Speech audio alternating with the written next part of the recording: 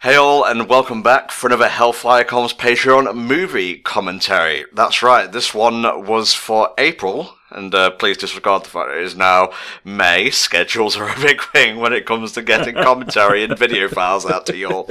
But yeah, you all chose Kubo and the Two Strings, a lovely little stop-motion picture from the people behind Coraline. And I've heard very good things about this, so I am quite excited to watch it. I got Richie with me here, hey. And we're just going to get right on into it. So if you need help syncing up your copy of the movie, which obviously we can't provide for copyright reasons, to our commentary, check the video description for instructions. Otherwise, here we go. In 3, 2, 1. Okie dokie. Kubo and the Two Strings by Studio Laika, I believe. Richie, what was the Yes. What was the reception for Kubo? Because I did say I've heard good things, but I don't know precisely what they were. Besides, the animation looked fantastic. So generally, Kubo was received very well by critics. I mean, it's got a 97% on Rotten Tomatoes, which is always pretty damn good. Wow. And the critical consensus is Kubo and the Two Strings matches its incredible animation with an absorbing and bravely melancholy story that has something to offer audiences of all ages. And I would say that's pretty much a good indicator of what Kubo is all about. And I mean, just look at this animation. It's incredible. Like those waves, stop motion effects as well, like paper mache. No, I think that the waves are actually CGI. Okay. If only because, I mean, I think they did try to do it as stop motion, but that proved to be rather difficult. Yeah. So, I mean, there's a story, I think, somewhere of they flew like bin bags on like water and in the air to try and get the motion right for how they wanted the waves to look.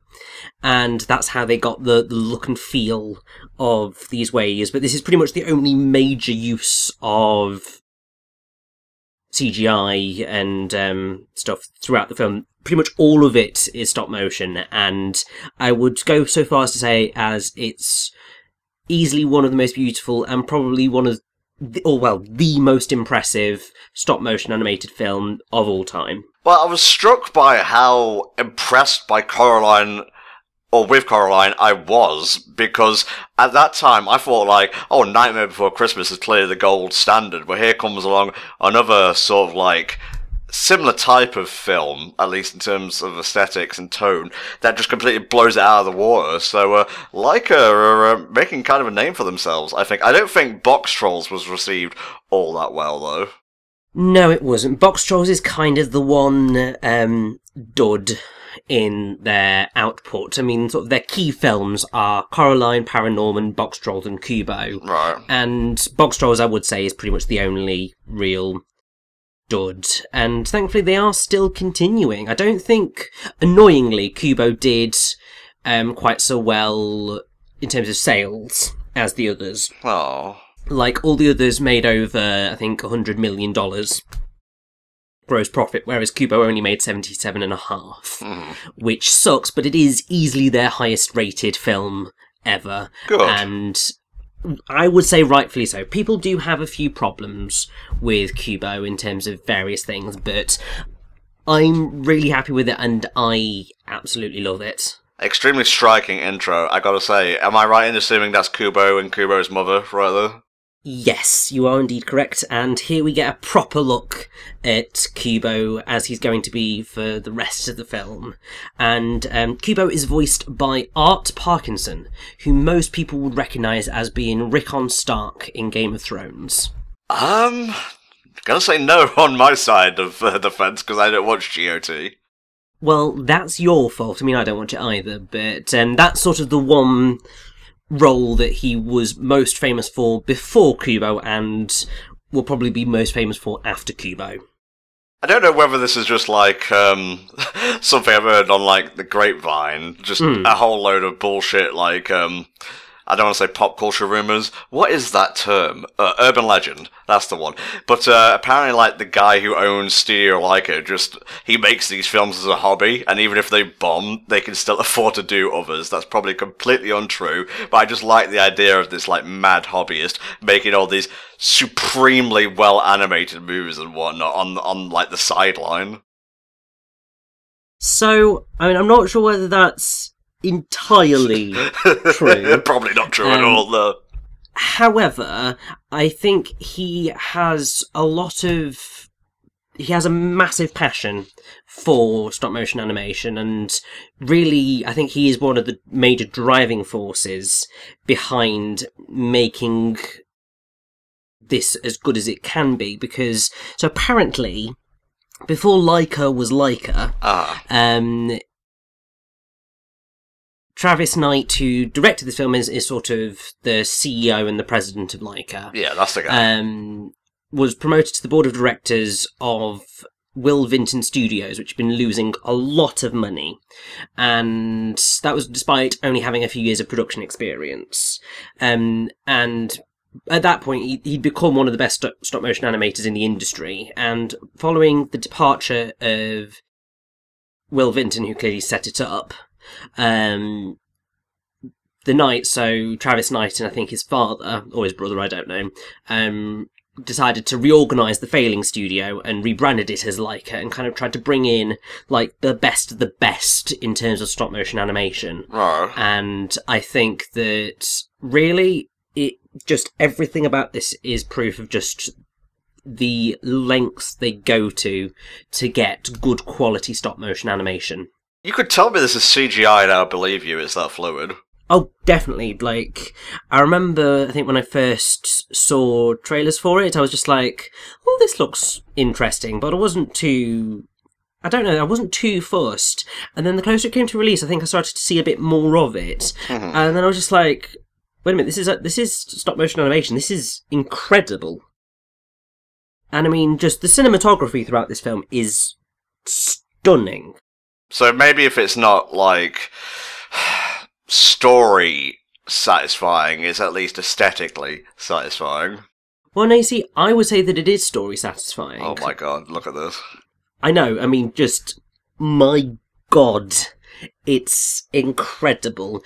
It makes me really, really angry that, in the end, Kubo didn't win the Academy Award for Best Animated Film in its year. I'm pretty sure it lost out to Zootopia, which, while an excellent film... Yeah, that's like... everyone wins there, because, like, Zootopia is fantastic, this looks great so far, I can't really give it the stamp of approval until I finish watching it. Yeah. But those are the kind of competitions you want to have. You don't want it to, like, just lose out to the next installment of a long-running thing, which obviously they lost passion for making years ago. Yeah. But, I mean, thankfully... Kubo did win many awards. Good. It won Outstanding Achievement for Character Animation and Feature Production at the Annie Awards, many other things. It has won Best Animated Film at the BAFTAs, at many other kind of film awards as well, so it did very well in that route.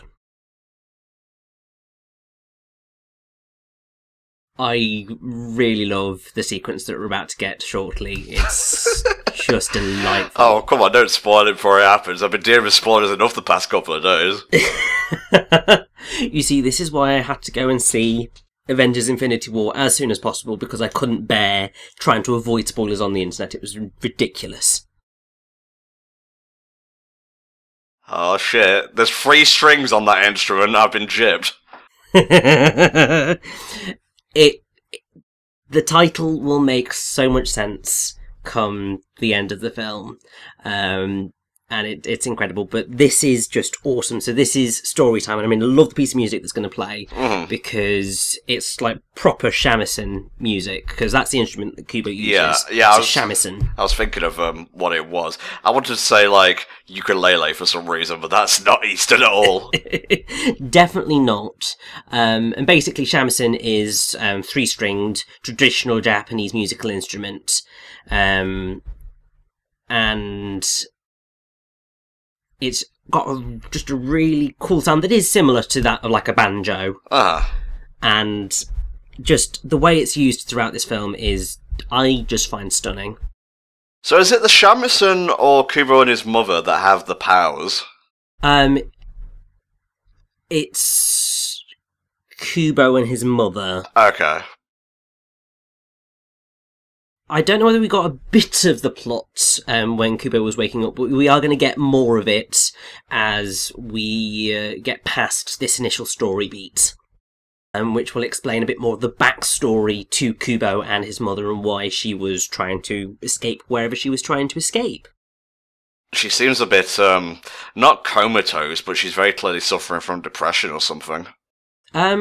Comatose would be probably relatively close to the state that she is in. Vegetative, yeah. Vegetative state, yes.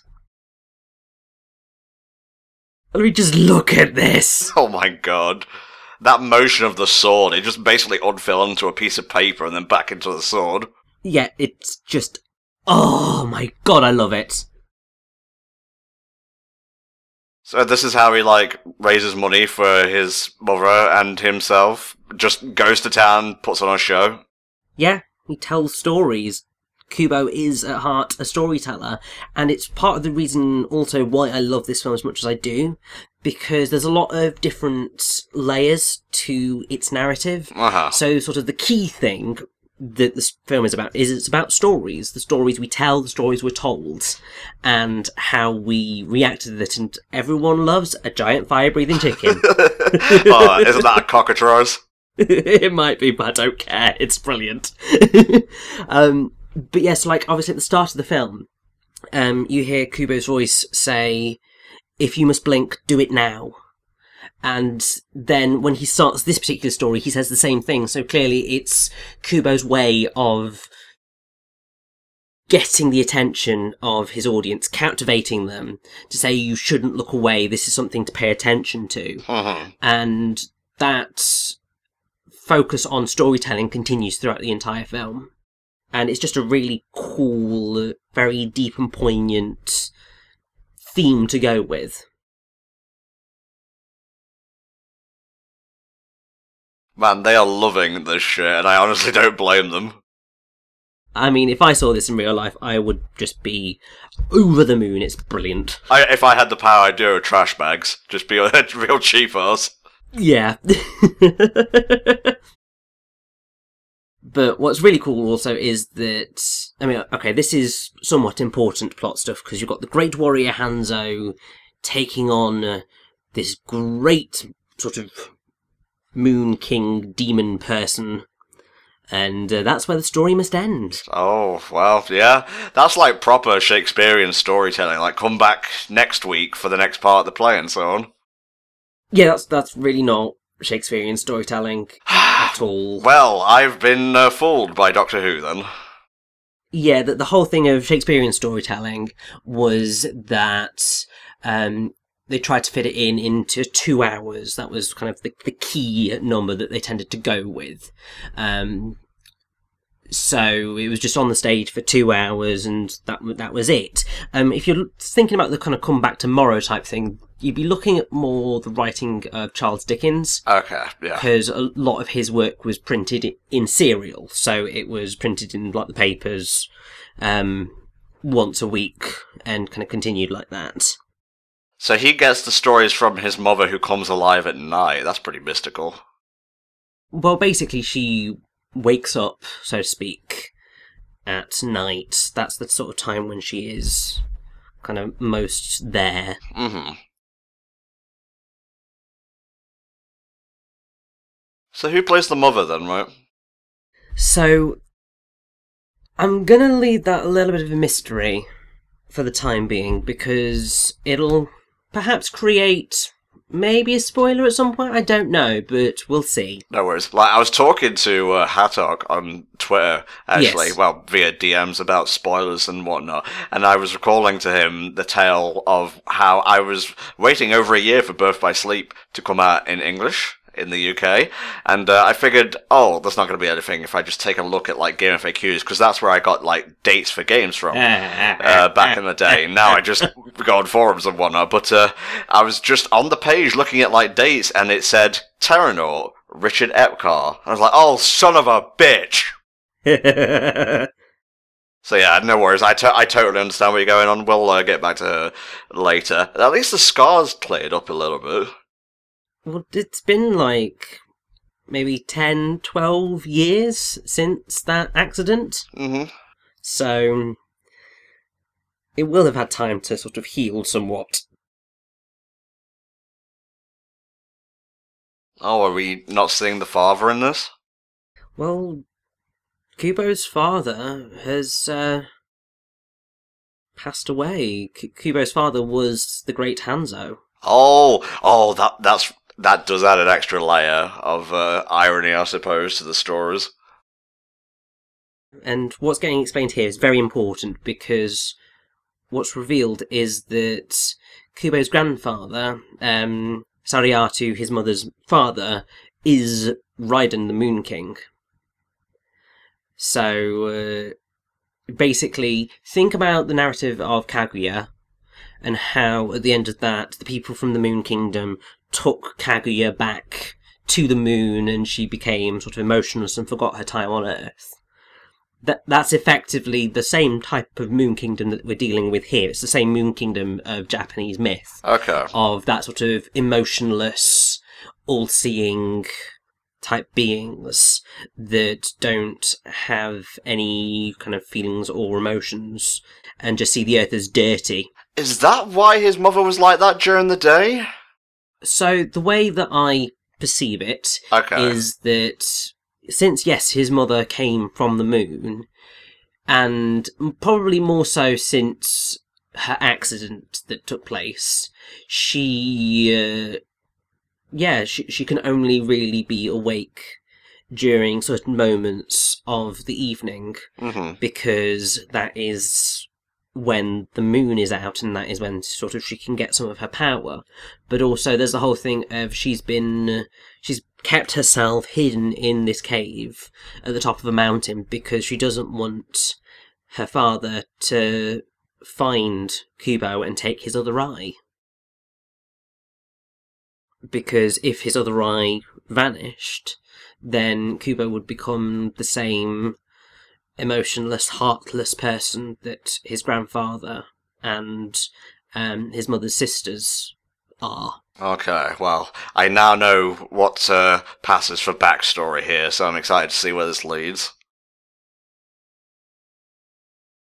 Oh, this is quite beautiful. Richie, just let it play out, my friend.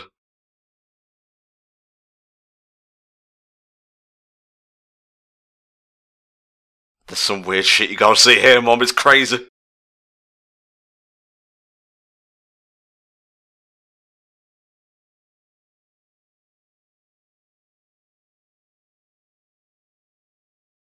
Oh, she doesn't remember. No, she kind of flips in and out of having her memories, which is just really heartbreaking. Yeah, I mean, it works on multiple levels there, but just going back to the Kaguya, comparison, I've also thought a little bit of, Okami as well. It's just the time period. I'm not trying to say anything.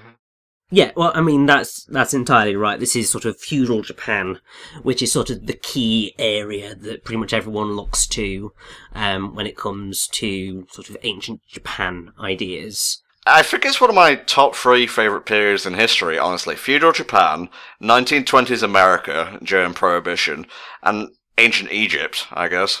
Yeah, those are all pretty good. I think I'd also add the Middle Ages, if only because that's where the whole origins of medieval romances came from, and the whole Knights of the Round Table stories originated. Yeah. And I wouldn't be without them.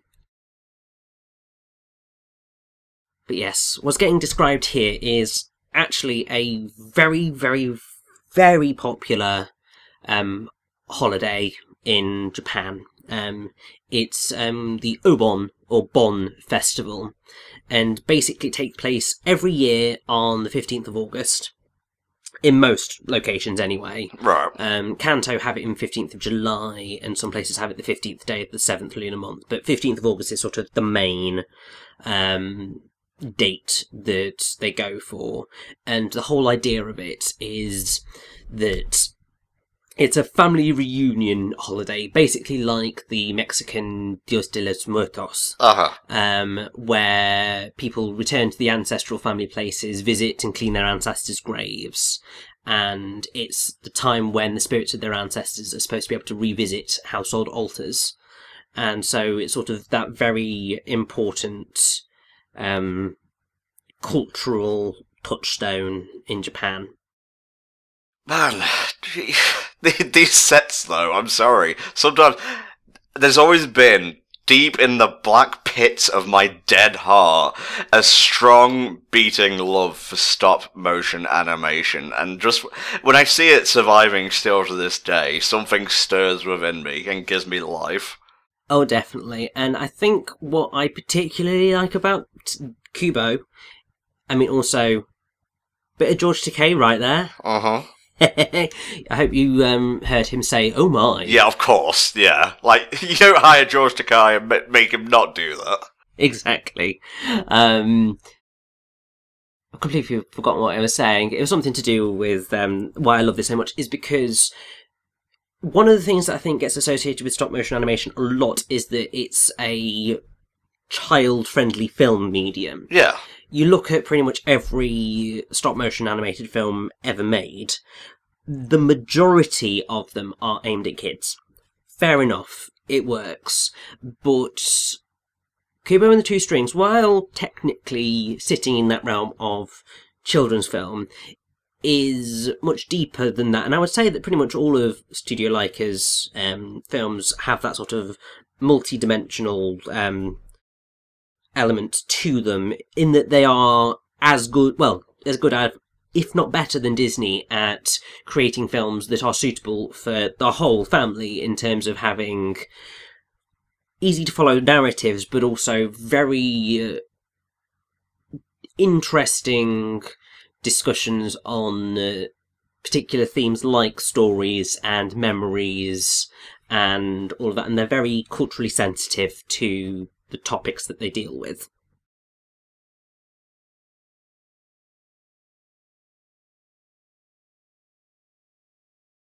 I'm gonna guide him back. Indeed.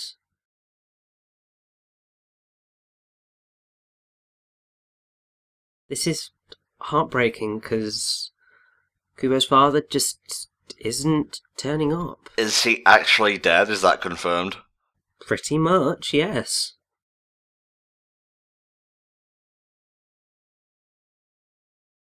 Oh.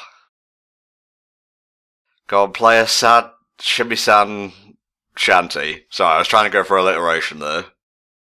Well, yeah, shamisen shanty would work quite well. You just you stumbled with your shamisen. I know, I'm sorry. Oh! It looks good! It looks absolutely gorgeous.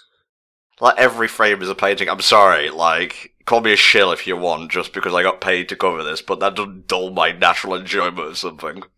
Oh yeah, and I mean, really, this is completely what it was pitched as, because I believe that Travis Knight pitched the story by production designer Shannon Tyndall as a stop-motion samurai epic. And that's well and truly what this is. It's incredible. But yeah, Kubo's done something a little bit stupid. He stayed out far too late, and the moon is coming out. Enter Moon Lord, maybe. Well, we're about to find out.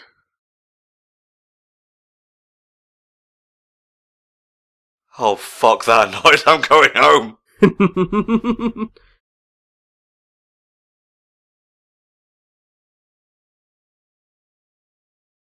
Nope!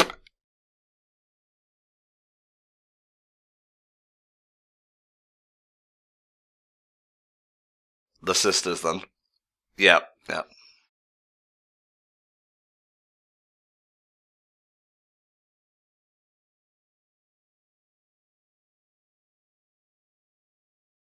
Oh, fuck this!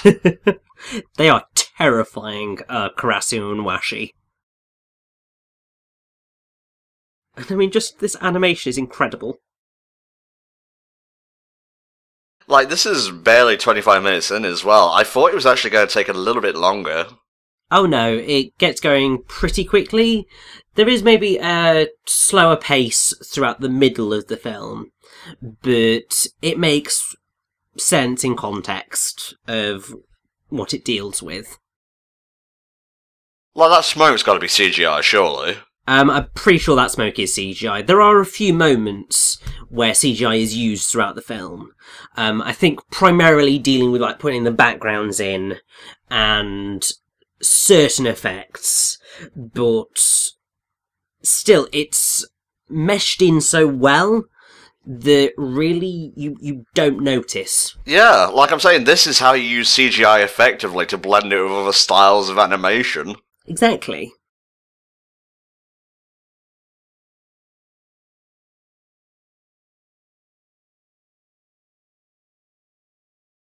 Give us your eye.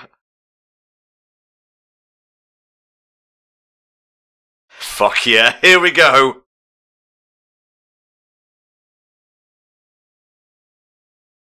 Like fucking Freebird on their asses.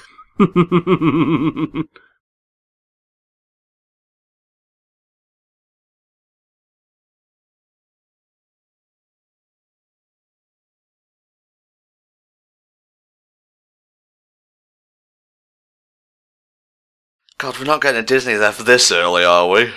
We might be getting a Disney death this early.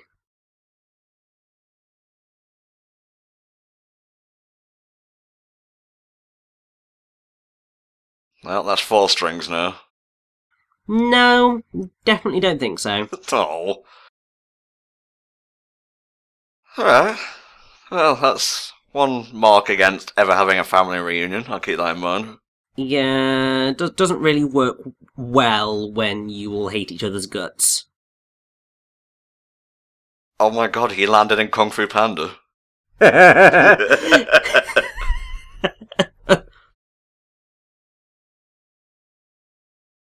Oh my god, I'm tripping. How frostbitten is my brain right now? I know, you wake up, you see Talking Monkey, and you're just like, what the hell is happening? By the way, that was a compliment. I adore the Kung Fu Panda films. 3 is maybe a little bit lackluster, but it's still good. I still haven't seen 3. I'll watch it with you sometime, no worries. It'll happen. Alright, followed the baboon, I guess. Monkey. She's called Monkey. Oh. Are we gonna meet a human called Human? No, but we might meet another character who's known by an animalistic term. Fair enough, mate, fair enough. So, yes, this is Monkey, and she is voiced by Charlize Theron. Ah, okay, that's a big name for the billboard, I guess. Oh yeah, there's a couple of really big names in this cast. And, yeah, I mean, obviously the main thing that most people would say Charlize Theron's been in, recently anyway, would be Mad Max Fury Road, which is excellent. I've heard good things. She was also most recently, I think, in Atomic Blonde, which I think was varying responses to that one. She's also been in Snow White and the Huntsman and its sequel, Hancock, The Fate and the Furious, and all sorts of other stuff. And yeah, Charlize Theron is pretty awesome.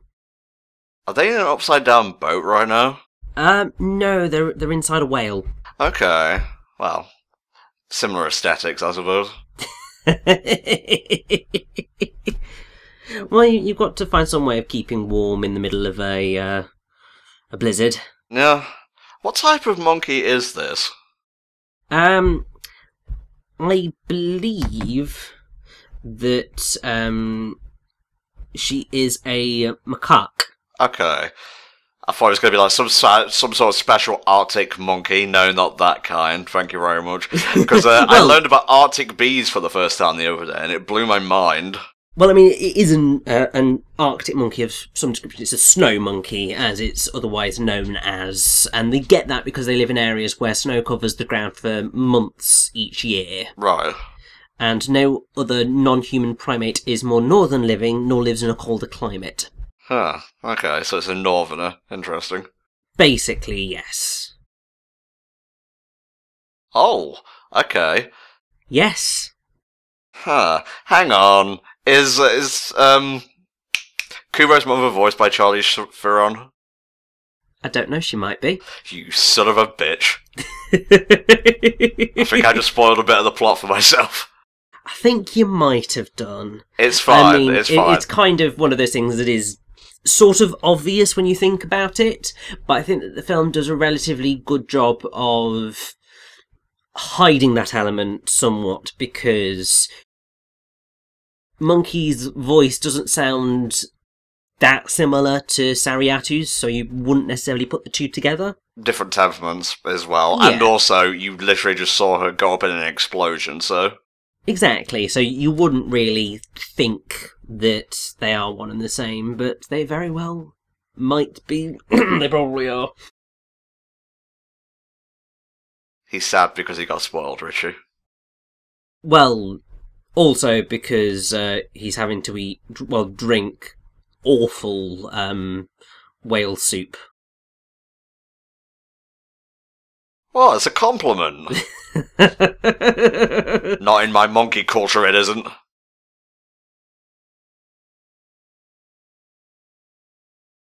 Says the talking monkey. Well, that's exactly why she's saying it, because it sounds ridiculous, but it is very much real. Ah, yes.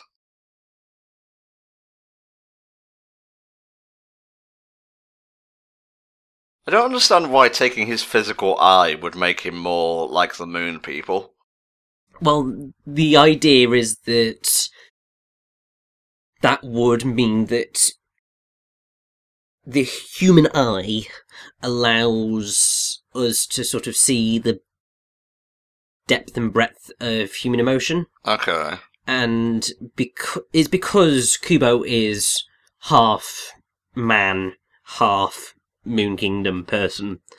So taking his other eye... So the reason that he was taking the eyes was to effectively turn him into a full resident of the Moon Kingdom. Okay. And so he managed to get one eye before Sariatu managed to escape with him. But he's been searching for Kubo to get that last eye Okay. for his entire life.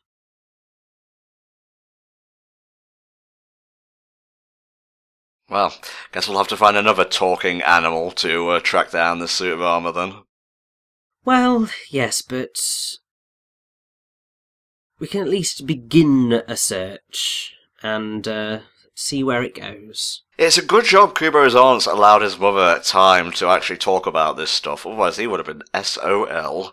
Yeah, thankfully she was smart enough to, hide him in a cave when they came out to play so they could never actually find him. Mm-hmm. Which is definitely always a good shout.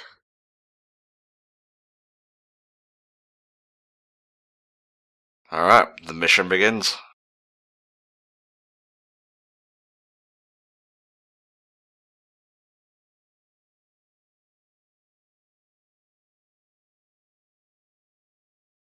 Oh, it's moving on its own without the use of the shamisen. Yes, it is Little Hanzo, and Little Hanzo is amazing. Ah.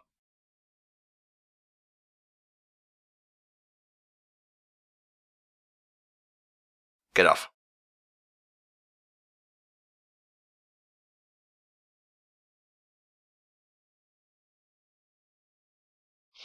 Well, maybe the magic has become more potent now. Maybe your mother has passed some of it on.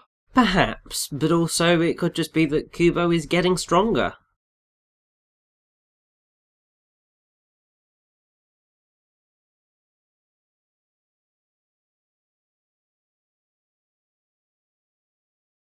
No, go that way. No, go that way. You, there. You got it?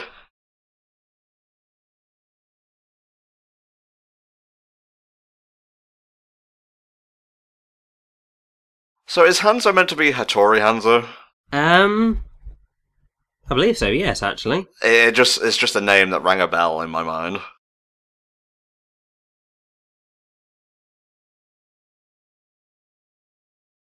Very interesting sculpture there, or structure. Has a scar on the same eye as Kubo's mother.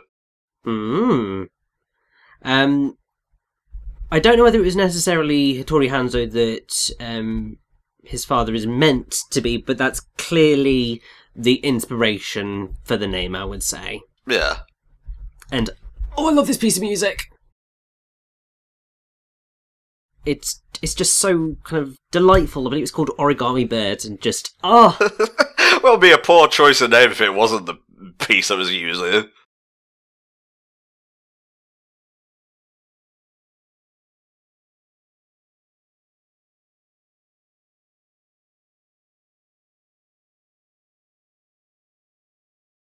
This has no purpose in the plot whatsoever. This is just Laika saying, you know what? Check this shit out. We can do some serious stuff. Basically, and it's just... I have to say, like, you can always tell when something is stop motion, and it's that slight jankiness that even with the most advanced technology will always still be prevalent that I think gives it its appeal. Definitely, but I would say that Kubo manages to hit that sort of perfect balance between it being clearly stop motion and being, why the hell are you doing it as stop motion, because you might as well just do it as CGI. Yeah. But I think that really this is sort of the pinnacle of stop motion filmmaking, because it's like I'm pretty sure they 3D printed all of the characters' models, and each character had like hundreds of different faces that attached via magnets. Ooh. So they could change it at a moment's notice. I saw that, the very familiar helmet shape. Yes.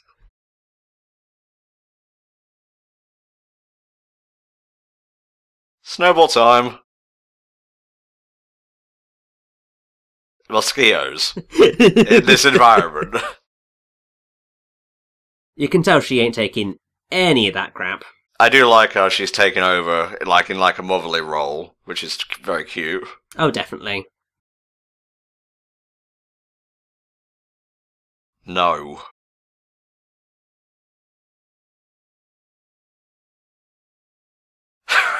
Who else would it be? Like, who else could use a shamisen to fucking... You know what, whatever, I'm too mad to care.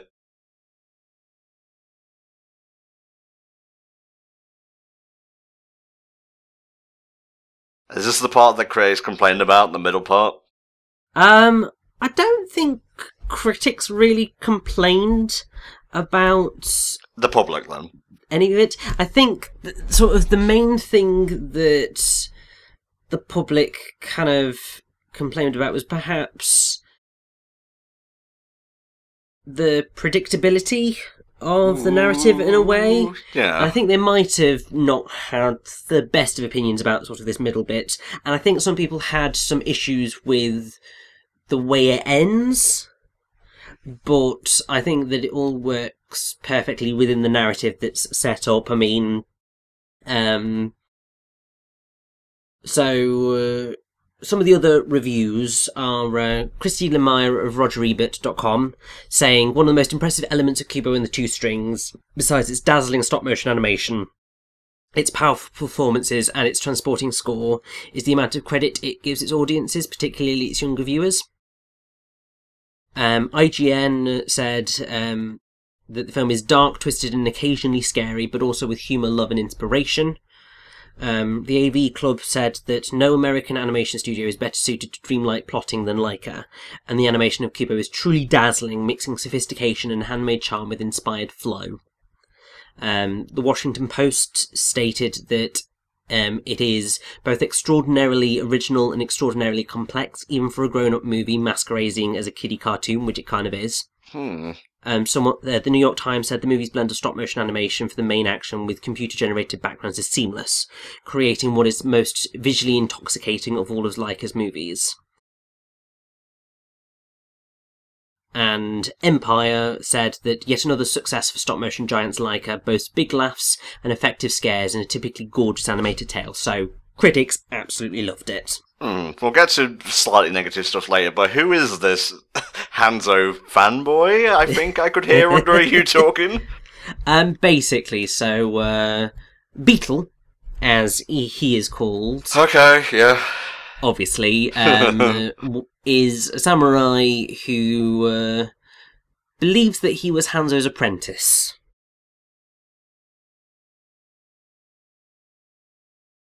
He used to be a samurai until, he got turned into a stag beetle. As you do. As you do. And he is voiced by Matthew McConaughey. Huh, nice. Who has obviously been in so many things throughout the years.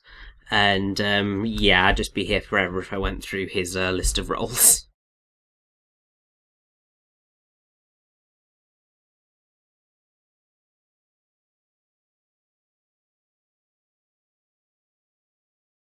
Well, I mean, if he became a beetle similar to the design on Kubo's family's robes, that's gotta mean something. You would hope so, yes.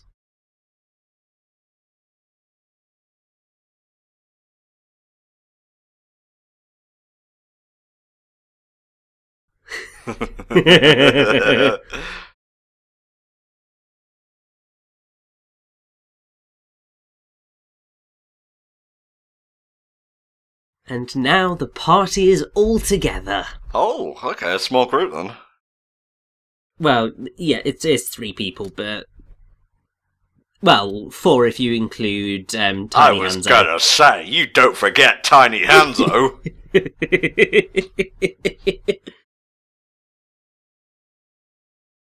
That's a fairly reasonable point. Like, amnesia victims could be good or evil, they just have no way of knowing. Exactly. Although I would say this guy seems a little bit too nice in the grand scheme of things to be anything other than good.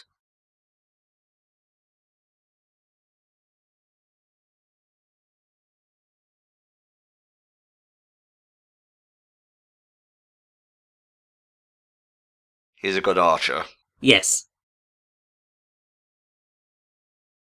Ah, that animation of all the arms knocking arrows was great. Yeah. And I think this has actually reminded me of one of the things that some people criticised Kubo for. Uh-huh. Is that there are moments where they kind of deliver jokes. Yeah, And I was feeling that just a minute ago, actually. Yeah, and for I think quite a few people, they didn't necessarily land so well as they would have wanted. And I get that. I definitely do. And I think that perhaps removing some of the jokes would have helped with the general feel of the film, because it isn't a film that necessarily feels like it needs those jokes. No, so it felt a bit DreamWorks-y for a second there. Yeah, I think that's the problem, is that the jokes that it tries to present seem a little bit at odds with this samurai epic that they're going for. It's almost like they felt that they had to kind of hit that in order to appeal more to kids, or to get someone to agree to help with it. I don't really know. But yeah, the jokes sometimes don't land too well, but we are about to go into a pretty amazing sequence. Sequence? Hey, it's unknown to me, so it is technically secret. Yes, but this is also... Well, you're also about to see one of the most incredible stop-motion puppets ever created. Well, I'm looking forward to it, man.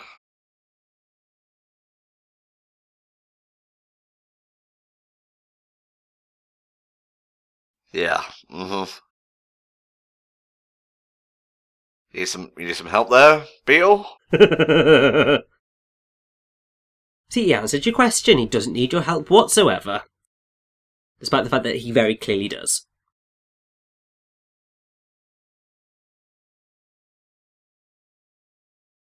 Oh.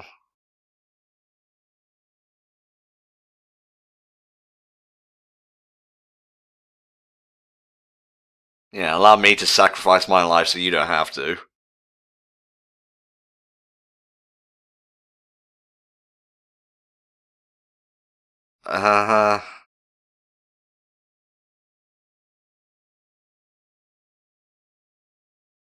and it will squish him.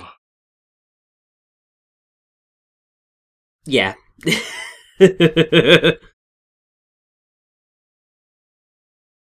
Ooh, here we go. Indeed. Here we go.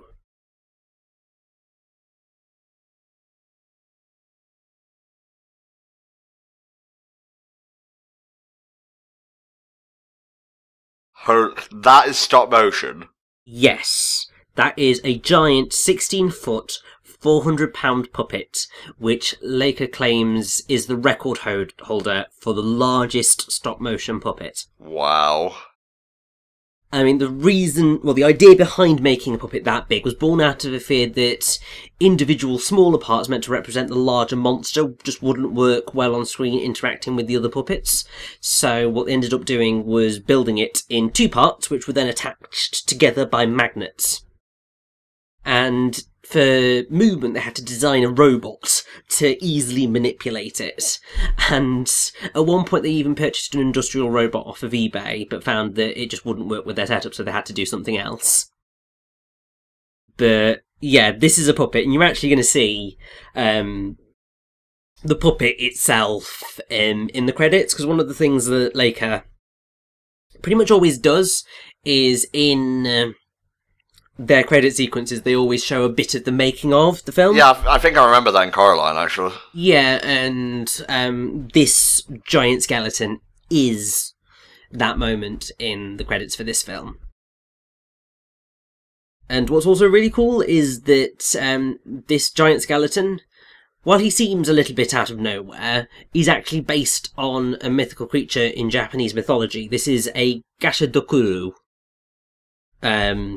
which are spirits that take the form of giant skeletons and are 15 times taller than an average person, said to be created from the amassed bones of people who died of starvation or in battle without being buried. The yokai roam after midnight, grabbing lone travellers and biting off their heads to drink their spraying blood. Mm-hmm. There is a way to know of their approach, as the victim would hear the sound of loud ringing in their ears. The Gashadokuro are said to possess the powers of invisibility and indestructibility, though Shinto charms are said to ward them off. So it's pretty awesome to see one here, and it's pretty glorious. God, this is like modern day. What the fuck is those old stop motion live action movies? Clash of the Titans. Yes. Except much, well, animated far better than they ever were. Hey, come on, Ray Harryhausen wasn't, he wasn't slacking or anything. Oh, definitely not.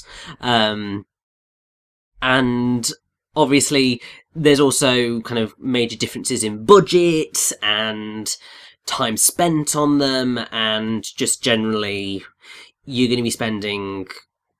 Well, also, technology's moved on.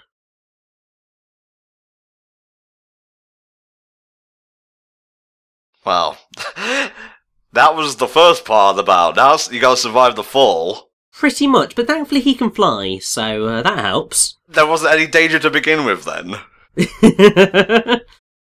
Although, to be honest, I don't think he knew he could fly, so there we go.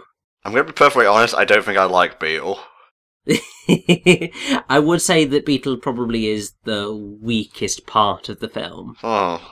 But what I think works is that he is such a marked contrast to Kubo and Monkey. Because, I mean, effectively, Beetle is the comic relief for the film. But they already have Little Hanzo. But you see, Little Hanzo isn't really comic relief-y. He's just a guide. Alright, I get where you're coming from, but at least we have the magical sword now, I guess. Indeed, we have 2 more of the weapons to get. So... Oh, of course. Like, they said get the armour. I never thought it'd be a weapon, because he's already carrying an instrument. You know what I mean. So, there are the three pieces of Hanzo's battle gear. There's the sword unbreakable, the breastplate impenetrable, and the helmet invulnerable. Got it. And the three of them together allowed Hanzo anyway to defeat even the strongest of opponents.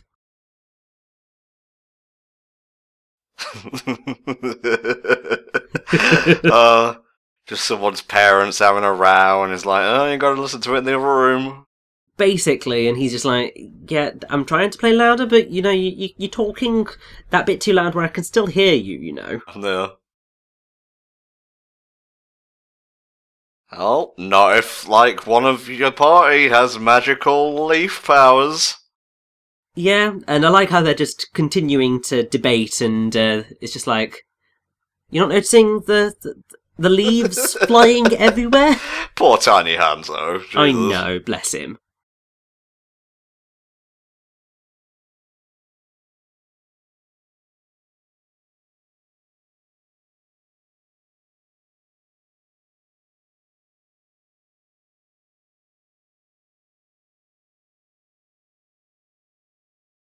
Wow. I was expecting a bridge or something, not a friggin' ship. Yeah. He's just made a ship out of leaves.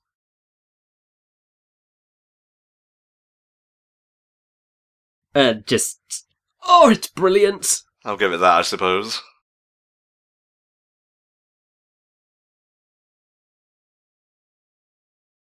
He doesn't seem too downcast that his mother died a grisly death not too long ago. Well, no, I think he is. It's just that ultimately, Monkey has obviously sort of replaced her in that sense. Aww. Because she is acting as his mother figure, and Hanzo, little Hanzo, is just being his little friend, and then Beetle is sort of acting as his father figure, and obviously Kubo's never had a father figure in his life, and that's quite exciting for him. And also, he's got a journey ahead of him, and they're trying to sort of not think about what they've lost. What a waste of an arrow and a fish.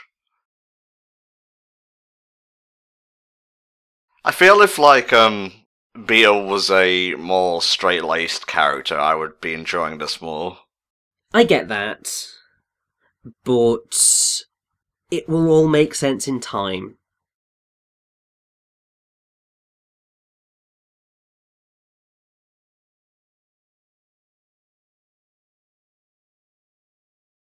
Oh, the blossoming friendship, it is beautiful to view. Okay, I think I can guess where this is going, actually. It's fairly on the nose, as well. Yeah, but I mean, just look at this! Oh wow. I'm good with a sword. What, you thought just because I was a monkey I wouldn't be good with a sword? Exactly. And also, we are gonna go into another pretty incredible sequence very soon. There's many of these throughout the film, but there are some stunning ones.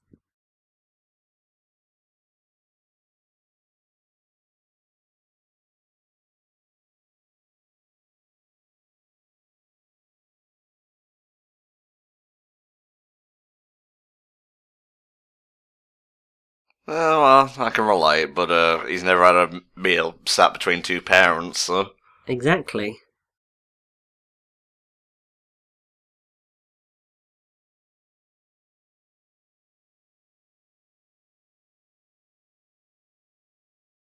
I like playing the shamisen. I liked busking in town, hanging out with my mum in a cave. Not the most exciting life, but you know, I wasn't complaining.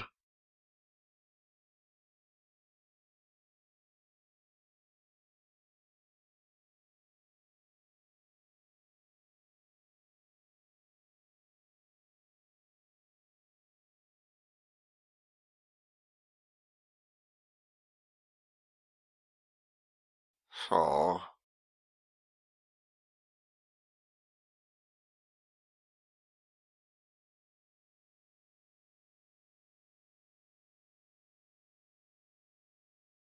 See, these parts are lovely. I just don't think they gel well with the comedy. In fact, I think a silent movie would have actually helped the, like, just general aesthetic shine more.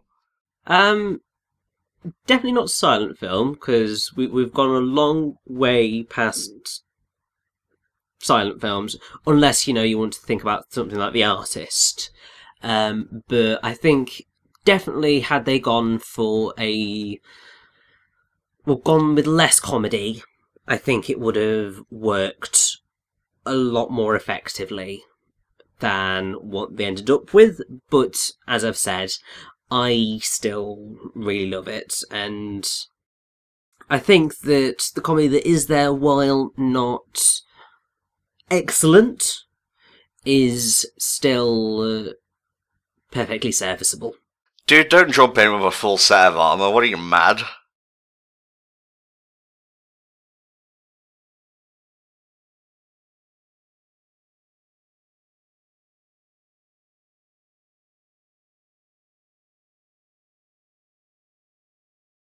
And it's also very long. I mean, it's kind of obvious by looking at the title, but still.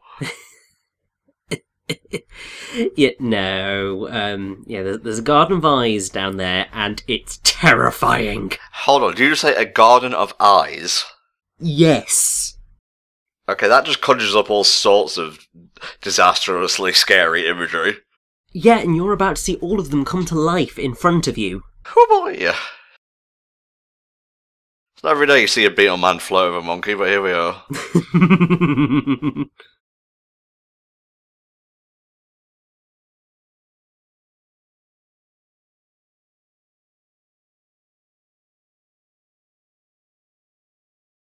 I guess we're going to put to the test whether he can keep his breath held for a long time or not. Yeah, because he's definitely going to have to do it for a while if he wants to find anything, and oh, here we go. Just wondering where these broads got to. Yeah, the sisters are on their way. What is that style of mask called? Because it's used everywhere. Hmm. It's not kabuki, it's not death mask.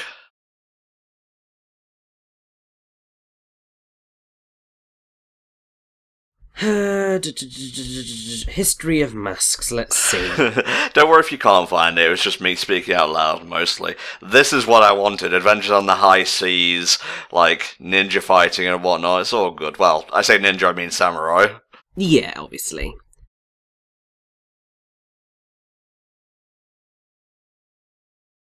Oh no, I didn't think they were going to catch up that quickly, Jesus Christ. So, I believe that they may slightly be based on the Okame, or the Otafuku mask. Although those are primarily worn to be amusing for sort of silly dance steps, and sort of a large fat face, rather than, these thin, angular features. Right. I could be wrong as that being the basis, but as you can probably guess, I'm not necessarily the best when it comes to knowing about Japanese masks. It's not something I've really investigated all that much. Oh dear, here comes the eyes.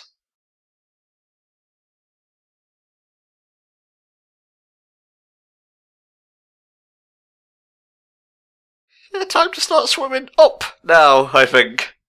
Yes, but you see, here's the thing. The eyes, once they've grabbed hold of the unsuspecting victim, keeps them locked there.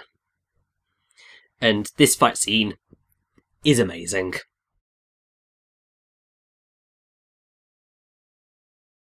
So, did they know what's going on with Monkey exactly? Yes. Okay.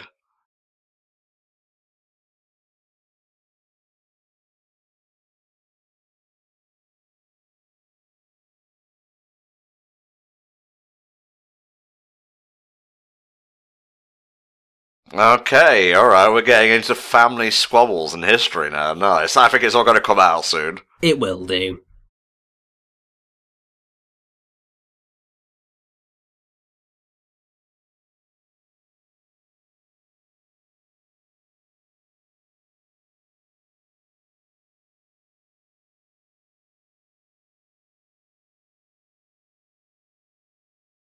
I don't need to do a blow-by-blow commentary for this, but suffice it to say, I am very impressed with the fight choreography. Oh, it's amazing.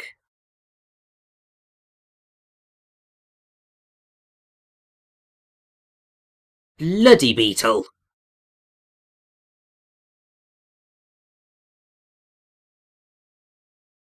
Thankfully, he is an excellent sword fighter. Well, you say that, and yeah, he lost the sword immediately. It's true, but hey, it's given Monkey enough time to deal with it. There were two sisters, you know. I won't let you guard down too soon. I wouldn't either, but also massive stonking ship falling apart. And, oh, God, that's terrifying. So they're all eyes connected to a single beast, then? Basically, yes. They're the same! Yep.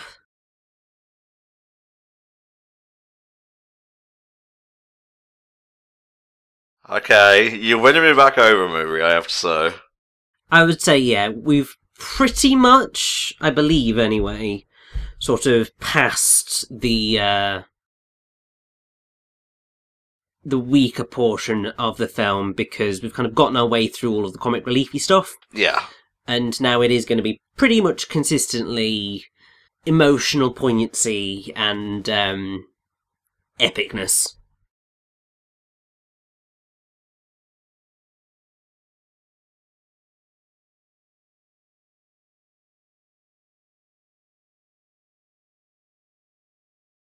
I think she's more competent as a monkey than she ever was as a human, honestly. Pretty much, yes. But also, I mean, you've got to think, as a human, there's only so much that she could do. And, there we go. One sister is no more. Well, you know, she could always come back as a monkey herself.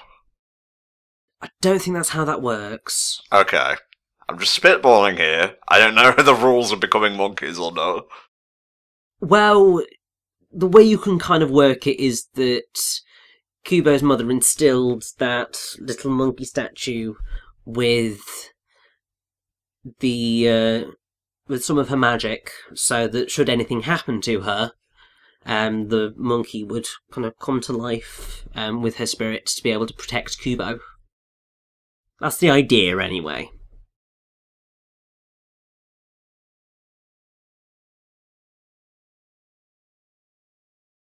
Oh? Kubo, are you doing some unconscious magic, my lad? Basically, yes. Hmm. And thank God he did, otherwise, you know, they weren't really getting very far. Yeah, for sure. Well, I'm just gonna, like, hazard a guess and say they destroyed that and then just, like, hit the reverse button. I would suspect so, but it might also be that they built many versions of that ship in various kind of states of destruction, because that's exactly the type of thing that they do. God, I'm exhausted just, like, hearing the design process. Well, I mean, it took them a ridiculous amount of time to make the film. I mean, that boat sequence took them 19 months. Well, it's either the boat sequence at the beginning or that one. One of them, anyway, took them 19 months to shoot.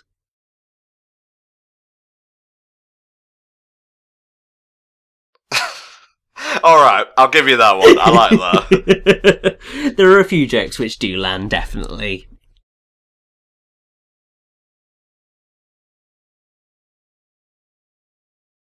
But yes, also now we finally get to hear Kubo's mother's story. Alright, let's do it. He never got to hear it fully before now, but now he finally gets to hear it all.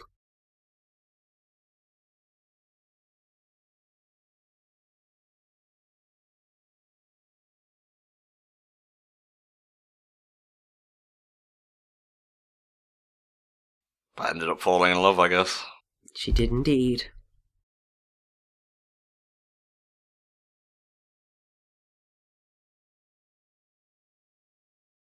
Ooh, I'm getting chills. Yeah, this is just beautiful.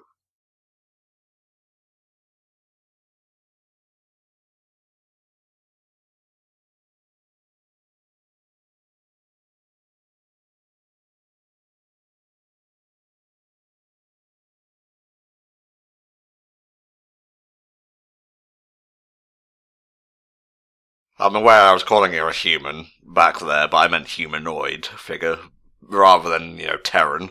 Yes.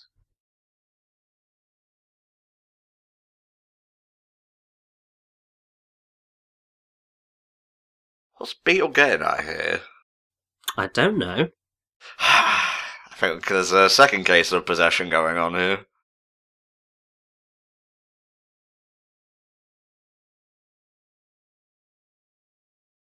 Damn, babe, you hot.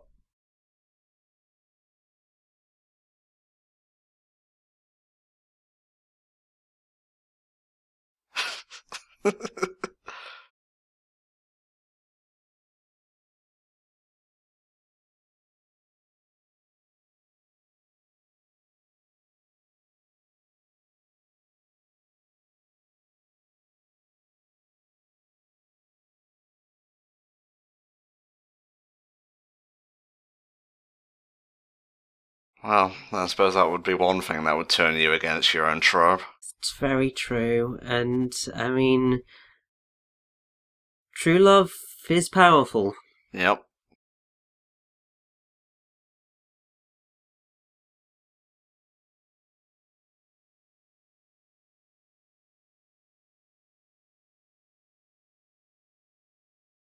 I hope we're going to see the Moon King before all's said and done.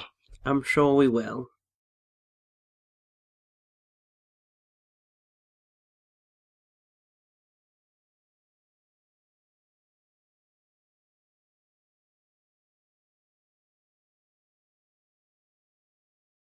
No, I don't think he's even capable of hate, as humans would understand. He just desires you as an object. Effectively, yes.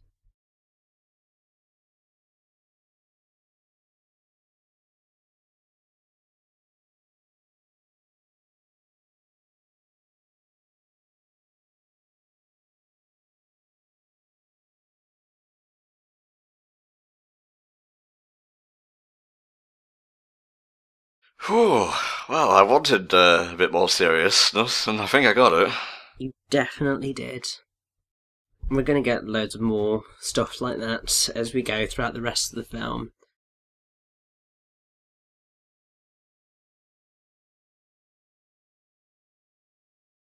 Yeah, that's a pretty nasty injury.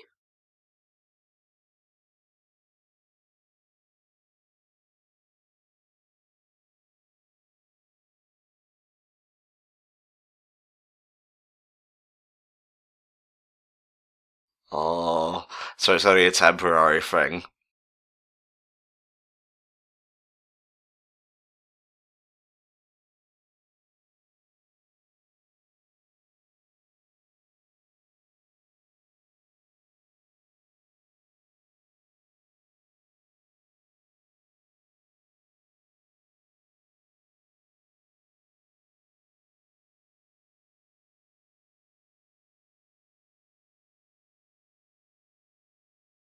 Yep.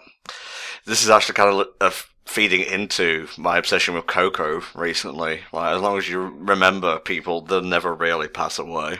Exactly, and it's a really lovely idea, and it's why so many people are like they want to make their mark on the world because they want to be remembered. And in some instances that draws people to or drives people to do good, and other times it drives people to do horrific things.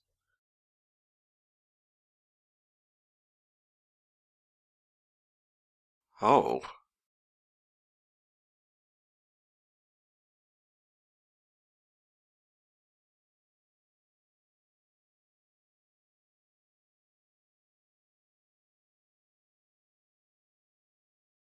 Is this a dream? This is indeed a dream. Okay, I was gonna say. Hang on, wasn't Hattori Hanzo known as the Blind Samurai? I might be just conflating a load of different, like, superstitions and, like, urban legends together, I'm sorry.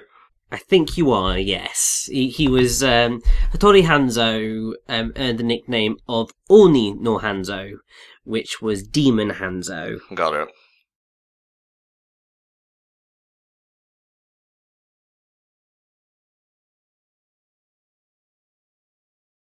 But yes, the helmet apparently resides in Hanzo's home. Well, I mean, if it's his armor, wouldn't it, like, be with, like, a... You know what I'm trying to say. I'm using words ineffectively here. It would certainly make sense, wouldn't it?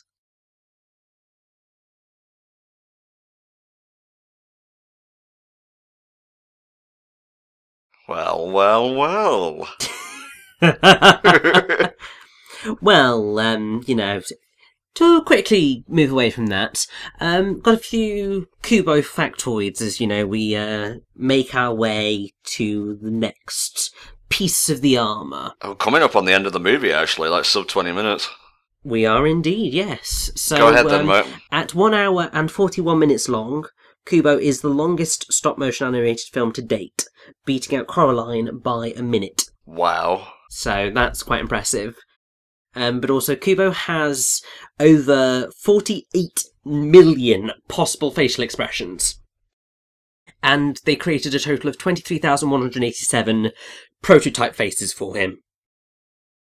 That's the level of detail they went to on these characters. It's incredible. But also, in the director's commentary, Travis Knight claims that this film is ultimately a homage to Akira Kurosawa and Hayao Miyazaki, because both were sort of huge inspirations for him with this film. And also, actually, the Beatles, funnily enough, are a big influence, and that will lead into, actually, the credits theme, which is While My Guitar Gently Weeps, which is sung in this instance by Regina Spektor. And that's a really wonderful rendition of that song, actually, and they used a shamisen in it, and it really works. I love it. So yes, so you have that. This is actually Matthew McConaughey's first animated film performance ever. Huh. I think I may have been getting him mixed up with Matthew Broderick all this time. Probably, yeah, they're very, very different people. Simba. There's also the fact of, in some English language markets, in the narration of the commercials, it was only ever stated that the name of the film was Kubo, and the two strings was never mentioned, but that is actually obviously a very important part of the film itself.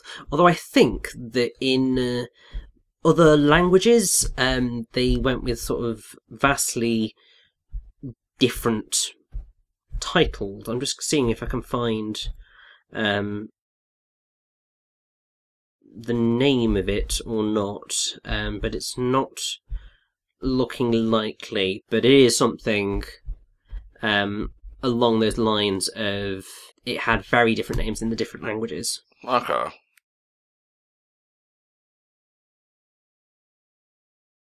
Oh.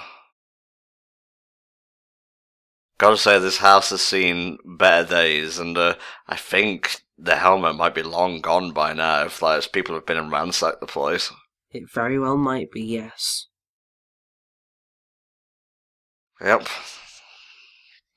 2 of the 3 pieces of armour, and no sign of the last one.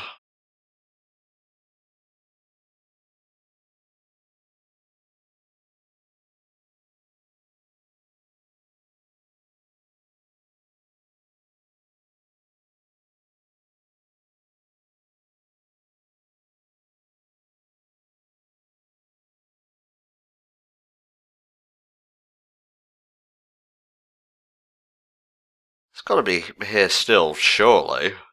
You would think so. Otherwise, like, people would be singing it from the heavens like they had a helmet of invulnerability. You would also think so, but, about that. Yeah, this was a trap. It was very much a trap.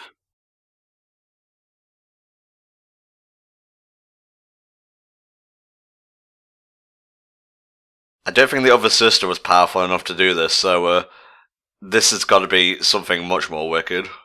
Oh no, this is indeed the other sister. Well, fuck me then.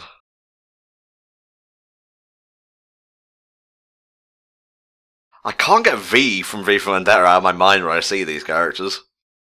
Yeah, I mean, to be honest, that's probably what you were actually thinking of. It's very much in line with that anonymous mask. No, it wasn't Guy Fawkes' mask, it was definitely something Eastern. Probably. But also, I've realised that I never actually told you who voices the sisters. It's Rooney Mara. Oh, cool.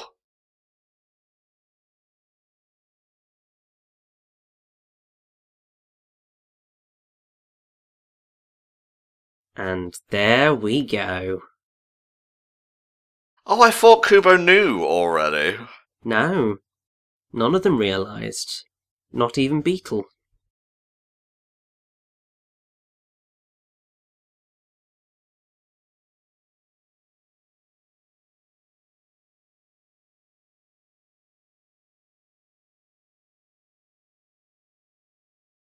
Yep, I knew it. Yep.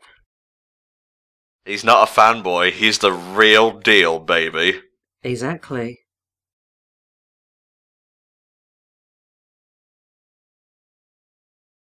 And now, sort of, the entire journey just becomes that more poignant because Kubo finally got to spend time with both of his parents. Oh, shit.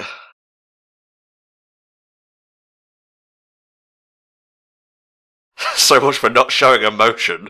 Yeah, anger is very not pretty. This is what I signed on for when I did this movie commentary, I think.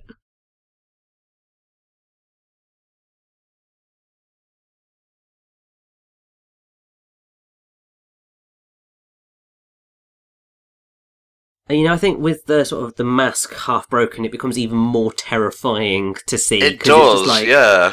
just this emotionless top half with this just furious mouth. The two contrast each other really well.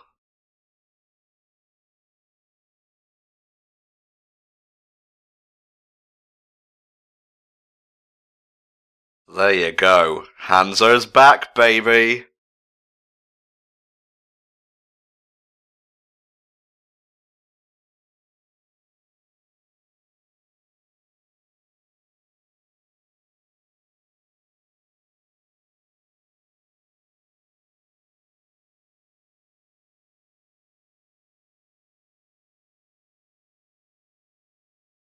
Well, that actually kind of makes some poetic sense, because what do they see humans as, the moon people? Just petty and small. Exactly.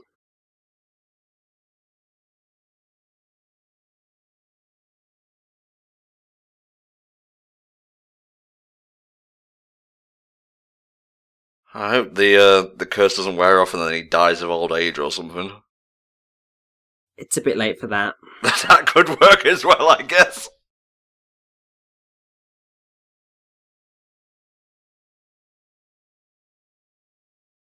He can't keep running. He's going to have to fight sooner or later. He will, but right now he needs to fly home.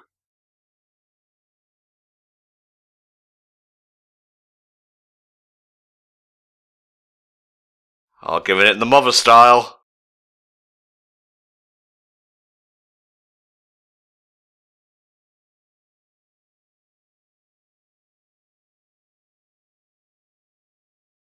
Come on, don't keep me hanging on tenterhooks there, Jesus.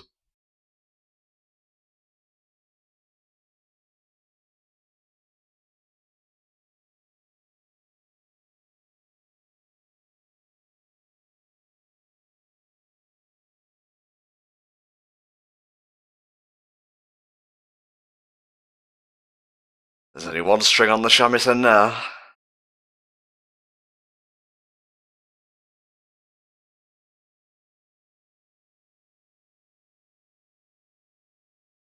Even little Hanzo couldn't survive that battle. Little Hanzo and Beetle are the same person if you really think about it. Well, yes, they are. But I like to think that little Hanzo has become his own being throughout the course of this film before, he was ruthlessly murdered. Okay, so the first string was his mother's hair, the second was from the bow of his father. Or at least it will do, because he's using that final string at present to make himself some wings so that he can fly home to where the final piece of the puzzle awaits. The moon seems to be at its brightest now. You may have taken care of your arms, but I think Grandad's going to want a word. I think so, yes.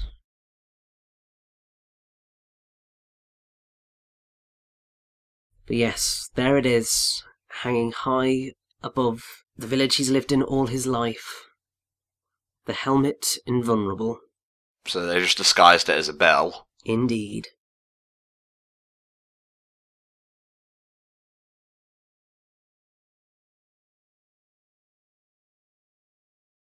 Part of me doesn't know why, he couldn't have flown up to the bell, but hey, he's going to bring it down one way or another. Yeah,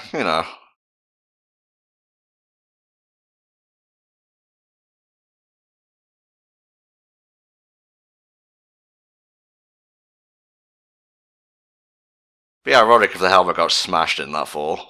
It's kind of metal. Metal doesn't really smash.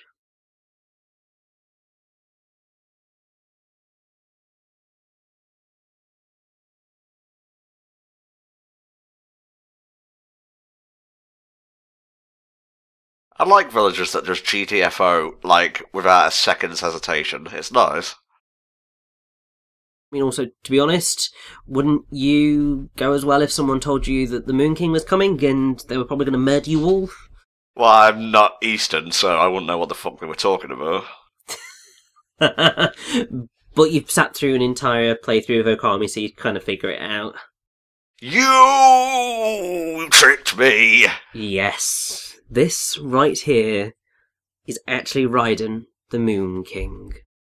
As voiced by Ralph Fiennes. AKA, to most people, Lord Voldemort. Hey, I would have gone with King Ramses myself.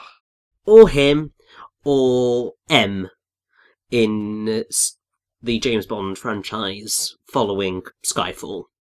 Or many, many, many of his other roles, including in Bruges, which I think is quite hilarious from what I can tell. I just got the theming with Kubo's armor as the sun versus the moon. Exactly.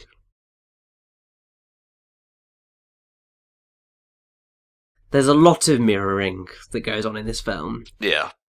You have it in the kind of the stark contrast between Monkey and Beetle.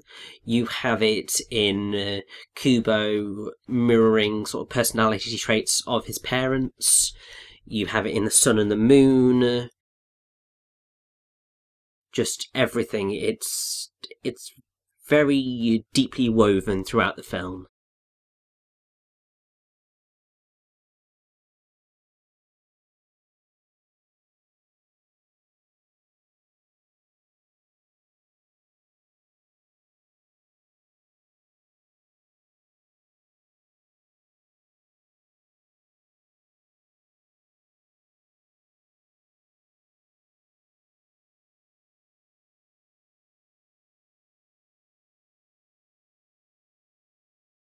Oh shit, it's getting all Oren on him now.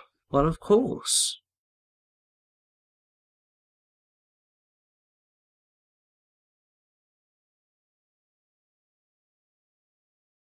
But what's good being immortal if you can't tell stories and feel? What's good being immortal if you have no one to share it with that really matters? Exactly.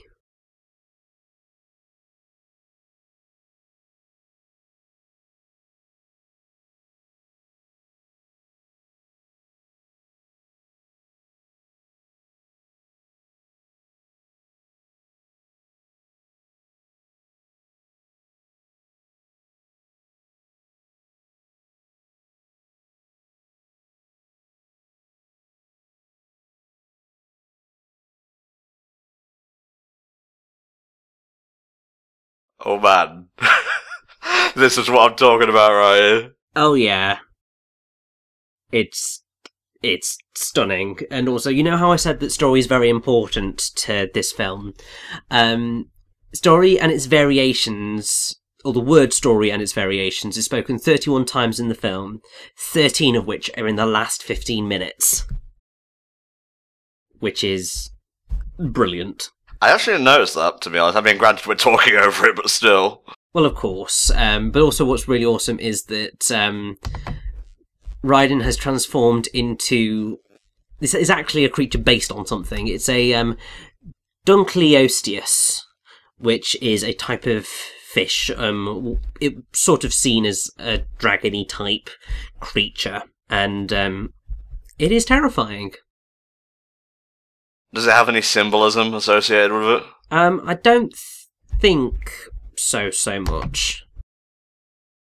But the other thing that you probably notice is that he does circle a lot. He's effectively recreating the moon in his movements, which is great. Speaking of mirroring, he's also lost an eye now. Exactly, and it is the opposite eye to what Kubo has lost.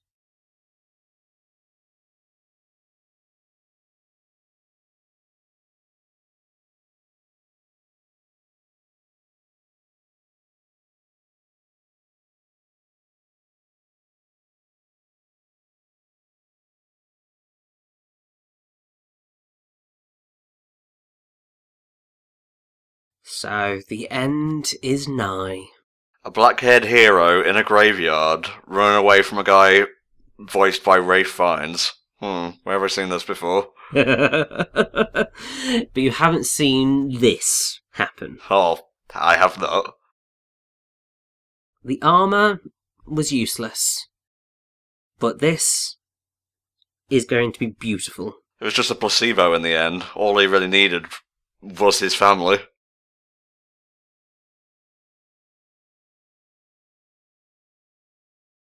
And now, this really is about Kubo and the two strings.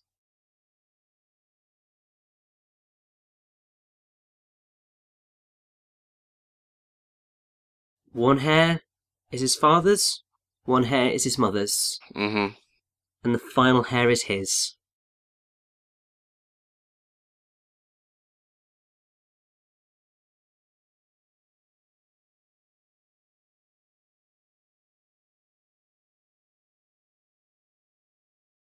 Oh, is he going to bring back the spirits? Just wait and see.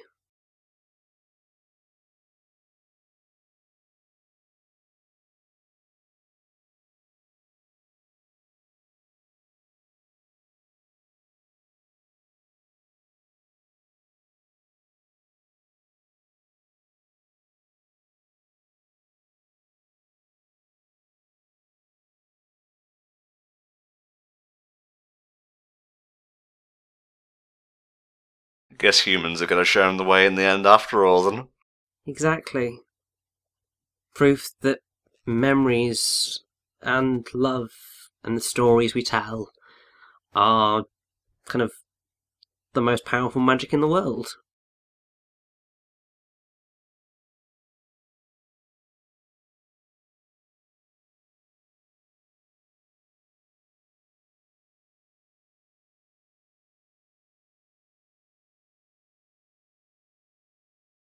I'm going to break through eventually, you know.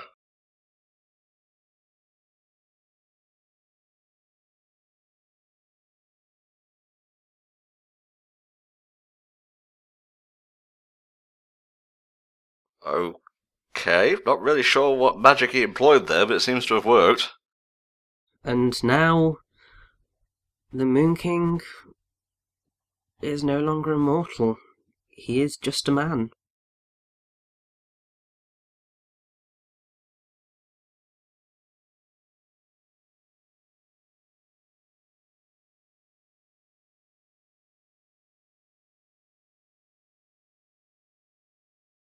Oh, okay, so he got his memories taken as well. That doesn't really... I'm not sure how to feel about that. That doesn't solve the problem. You just basically brainwash someone.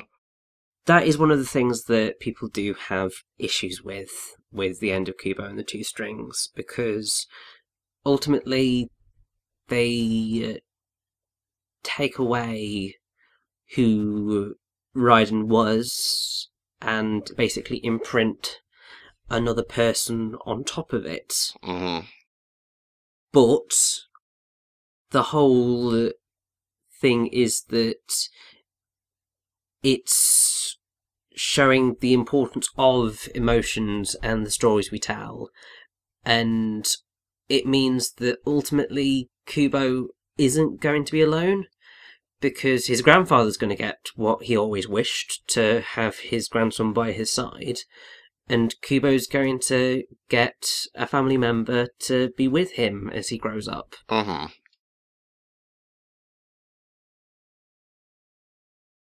The fact that everyone in this village is willing to help Kubo and help his grandfather come to terms with it all is just quite a beautiful thing of what stories can do. I don't know if that lands for me. I'll talk more about this after we're done. Yeah. I think that's why some people have mixed feelings about Kubo, but I think that it makes sense in terms of the way Kubo has told its story. Right. And I remember when I first watched it, and even now I'm getting a little bit teary-eyed because I know just kind of the scene that we're going to get, and always makes me very emotional when I see it because it's just beautiful. I can tell you I cried at the end of Coco, and I wasn't expecting to because I knew the spoilers going in. Oh yeah, I mean, I didn't know the spoilers going in, but I thought I probably would cry, and I did. I'm basically just a wuss when it comes to films. Hey, at least you got a heart. This is true. It's very helpful. I have emotions. I'm not emotionless like the Moon King. Yeah. I promise not to brainwash you and change your personality either. Yeah, you'd probably have a tough job with that one, actually. Yeah. Little bit too stubborn for that one.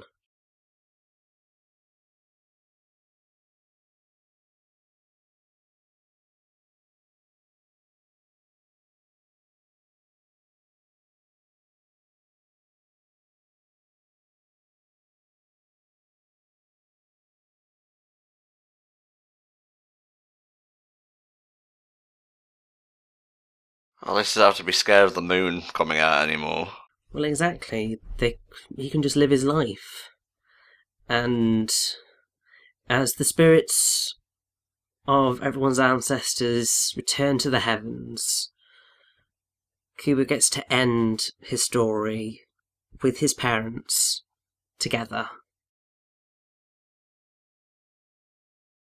I suppose he'll only get to see them like once a year then. Basically, yes.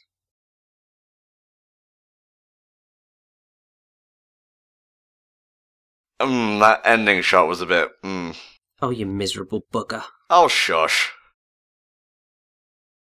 Still, oh, I love this rendition of While My Guitar Gently Weeps. It's beautiful.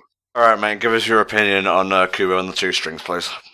I really love it. It's visually stunning. It's definitely one of the most impressive stop-motion animated films ever in terms of its visuals. I personally really like the narrative. I think it's got a few pacing issues. It tries to go for moments of comedy which it's not quite set up to be able to land, but that's just one of those things that you can try it, sometimes it doesn't work, but I think that on the whole it's a really strong film with a really strong and poignant message about stories and memories and family, and I really love it. Well, this is a tough one for me, because I did expect a lot going in after how Coraline straight up wowed me. That was a film that did story and animation and blended it together perfectly and had a very satisfying payoff in the end. With this, I feel the art is superior, but the middle of the film it doesn't ruin it for me. It makes me like it less, and I don't feel the ending was all that earned. And I'm usually a very forgiving sort. I mean, for fuck's sake, I'm a Steven Universe fan. I have to give leeway here and there. But the narrative doesn't always sit well with me. But I will say, the first and final third of the film, except for the ending, is fantastic and really did wow me. So I'm going to give the film a very low 8. It is just unfortunate that the middle of the film was too goofy and DreamWorks-like for its own good. Yeah, I mean, I would quite happily give it a 9 out of 10. And once again, I will reiterate that because of the insanely amazing animation. It's amazing, yeah. I stand by the fact that really this film should have won the Oscar that year. No, I don't agree, sorry. Well, no, as a work of animation, it deserves it more than, say, Zootopia. Oh, as okay, a film, fair. it's debatable. Yeah. But as a work of animation, it was clearly the best animated film of the year. It's the same sort of logic that I would have to Tale of Princess Kaguya versus... I can't remember what film won that year. It might have been Frozen. Where clearly Tale of Princess Kaguya was the most impressive animated film that year. And right here, this is the puppet in all its incredibly huge glory. Jesus Christ. Like, you won't want to accidentally come into the workshop at night and see that thing with the lights off. Oh, definitely not. But, I mean, just... wow. So, just to, cap things off, is Kubo and the Two Strings a good film? I would say yes. Is it as good as previous Laika films? Other than animation, no, I would say. For you? For me. Well, I'm obviously speaking for myself. I don't talk for other people when it comes to opinions, Richie. as much as I can do, I often err in that regard. But yeah. I did have a fun time with this, regardless of my nitpicks and quibbles with the narrative side of the film. And I want to thank you all very much for voting in the April 2018 poll. We will probably do another one in a couple of months, but my schedule for May and June is kind of packed, and then in July we have the HFC Sega-thon, so I'll keep you posted on a new MovieCom poll. But Richie and I will bat some ideas around, because we're basically the MovieCom side of things, and Volk and I are the TVCom side. So yeah, thank you all for watching, or listening to, I guess, our commentary on Kubo and the Two Strings, and we'll see you next time for another HellfireComms MovieCom. Bye-bye.